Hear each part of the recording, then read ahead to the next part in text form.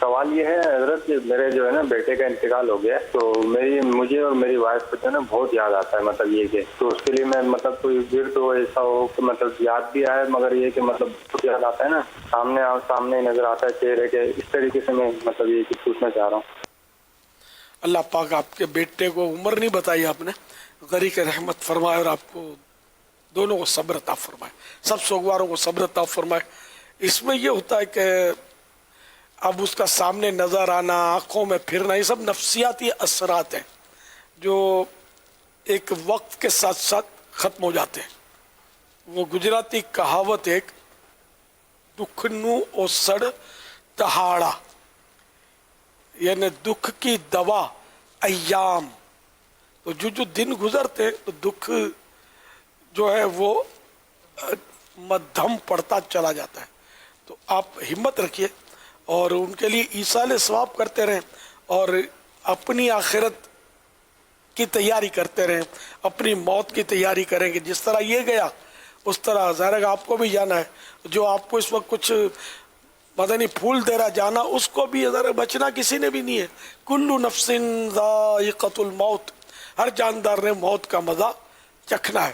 تو اعلیٰ حضرت رحمۃ اللہ تعالی علیہ نے جو جانے والوں کے پیچھے روتے دھوتے ہیں اور غم کرتے ہیں، زیادہ مطلب دل پہ لے لیتے ہیں، جیسے ان کو سمجھانے کے لیے اعلیٰ حضرت فرماتے ہیں آنکھیں رو رو کے سجانے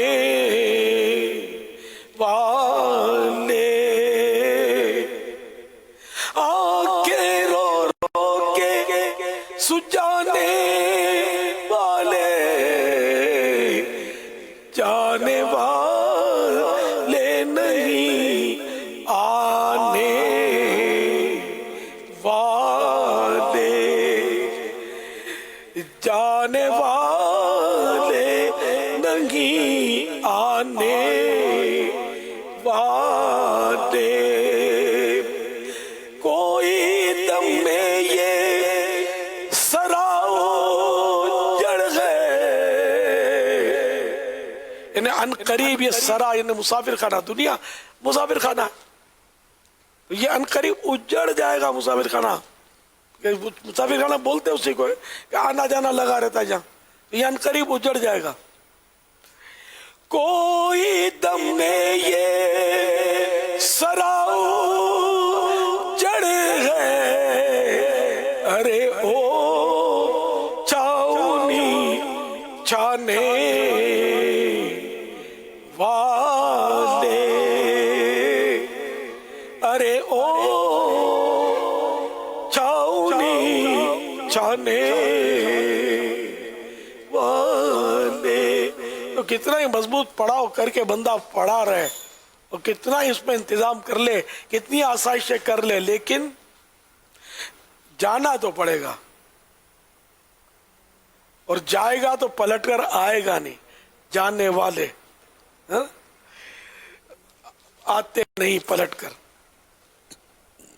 جانے والے نہیں آتے، جانے والے نہیں آنے والے۔